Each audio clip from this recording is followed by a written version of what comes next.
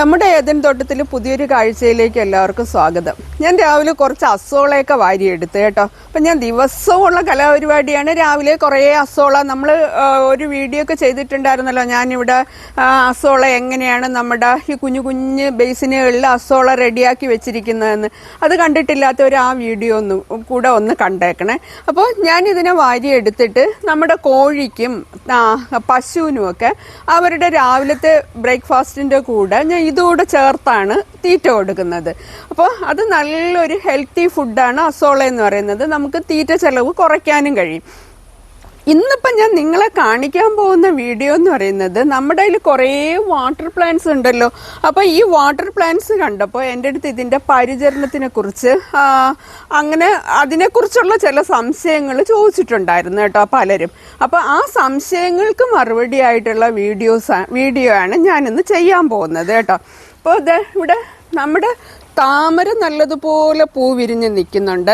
ഇത് അഖില എന്ന് പറയുന്ന വെറൈറ്റി താമരയാണ്. നല്ല ഭംഗിയുള്ള ഒരു ഇനമാണ്.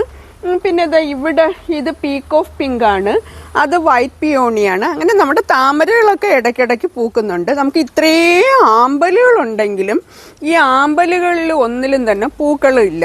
അപ്പോൾ ഈ ആമ്പലുകളും താമരകളും റെഗുലറായിട്ട് നമുക്ക് തുടരെ പൂക്കൾ കിട്ടണമെങ്കിൽ അതിന് നമ്മൾ കൃത്യമായിട്ടുള്ള വളം കൊടുക്കണം. അപ്പോൾ അതിന് കൊടുക്കുന്ന വളം എന്താണെന്നും അത് ഏത് രീതിയിലാണ് കൊടുക്കേണ്ടത് എന്നാണ് ഞാൻ പറയാൻ പോകുന്നത് കേട്ടോ. അപ്പോൾ നമ്മൾ വീഡിയോയിൽ അതിനെക്കുറിച്ച് നമ്മൾ പറയുന്നതിന് മുന്നേ നമ്മുടെ വീഡിയോ സബ്സ്ക്രൈബ് ചെയ്യാതെ കാണുന്നവരുണ്ടെങ്കിൽ ഒന്ന് സബ്സ്ക്രൈബ് ചെയ്തേക്കണേ. അപ്പോൾ ഞാൻ വാട്ടർ പ്ലാന്റ്സ് നടുമ്പോൾ അടിവളമായിട്ട് നമ്മുടെ ഉണങ്ങി പൊടിഞ്ഞ ചാണകം അല്ലെങ്കിൽ ആട്ടിൻ കാഷ്ടം, DAP, ഒരല്പം എല്ലുപൊടി അത് ഇത്രയും അടിവളമായിട്ട് കൊടുത്താണ് വാട്ടർ പ്ലാന്റ്സ് നടുന്നത്. വാട്ടർ പ്ലാന്റ്സിന് നമുക്ക് പിന്നീട് ചാണകം അതുപോലെയുള്ള വളങ്ങൾ കൊടുക്കുക എന്നുള്ളത് പ്രായോഗികമായിട്ടുള്ള കാര്യമല്ല. അപ്പം അതിന് ഞാൻ ചെയ്യുന്നത് ഇത് കണ്ടോ, ഇത് DAP എന്ന് പറയുന്ന വളമാണ്.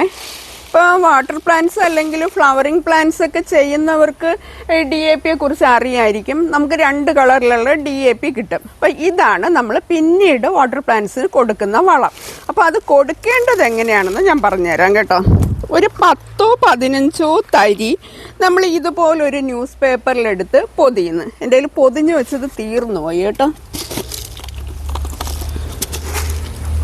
ഇത്രയും, ഇതിനപ്പുറം കൂടരുത് കേട്ടോ. 10 അല്ലെങ്കിൽ 15 തരി അതെടുത്ത് ഒരു പേപ്പറിൽ ഇതുപോലെ ന്യൂസ് പേപ്പറിൽ പൊതിഞ്ഞതിന് ശേഷം നമ്മൾ ആമ്പലുകൾ ടബിന് നടുക്കല്ലേ നട്ടിരിക്കുന്നത്. അപ്പോൾ നമ്മൾ ആ ടബിൻ്റെ സൈഡിൽ ഇതിനെ താഴ്ത്തി വെച്ച് കൊടുക്കുക. ഇങ്ങനെ നമ്മൾ കറക്റ്റായിട്ട് ഒരു മാസത്തിലൊരിക്കൽ ചെയ്ത് കഴിഞ്ഞാൽ ആമ്പലുകളിൽ ഹൈബ്രിഡ് ആമ്പലുകളിലാണെങ്കിൽ, നാടൻ ആമ്പലുകളിൽ പൂക്കൾ വരുന്നത് ബുദ്ധിമുട്ടാണ്. ഹൈബ്രിഡ് ആമ്പലുകൾ കറക്റ്റായിട്ട് പൂക്കും.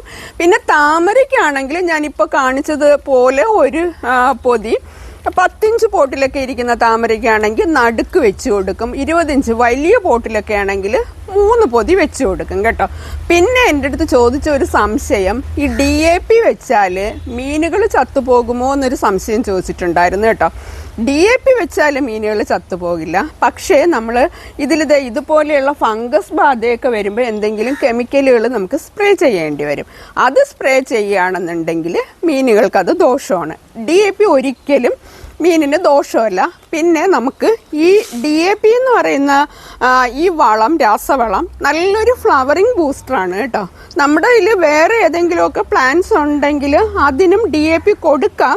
പക്ഷേ ഒരു 5ഓ 6ഓ തരി ഇടയ്ക്ക് വല്ലപ്പോഴും കൊടുക്കുക. DAP ആണല്ലോ ഇട്ടപ്പോൾ നല്ലതുപോലെ പൂത്തല്ലോ, അതുകൊണ്ട് കണ്ടിന്യൂസ് ആയിട്ട് അത് കൊടുക്കുക എന്നുള്ള ധാരണയിൽ ആരും DAP മറ്റേ പ്ലാന്റ്സിന് ഉപയോഗിക്കരുത് കേട്ടോ. അതിനൊക്കെ നമ്മൾ രാസവളം, ഈ DAPയും അല്ലെങ്കിൽ ചാണകപ്പൊടി അതുപോലെയുള്ള ജൈവവളങ്ങളും മാറി മാറി ഉപയോഗിക്കുക കേട്ടോ. അപ്പോൾ നമ്മൾ വാട്ടർ പ്ലാന്റ്സിന് കൊടുക്കുന്ന പരിചരണത്തിനെ കുറിച്ച് എല്ലാവർക്കും മനസ്സിലായല്ലോ അല്ലേ, ഞാൻ ചെയ്യുന്ന രീതി. അപ്പോൾ നമ്മുടെ ഈ വീഡിയോ ഇഷ്ടപ്പെട്ടെങ്കിൽ ഒന്ന് ലൈക്ക് ചെയ്ത് കമൻറ്റ് ചെയ്ത് ഷെയർ ചെയ്തേക്കണം. അടുത്തൊരു വീഡിയോയിൽ നമ്മൾ വീണ്ടും കാണുന്നത് വരെ ബായ്.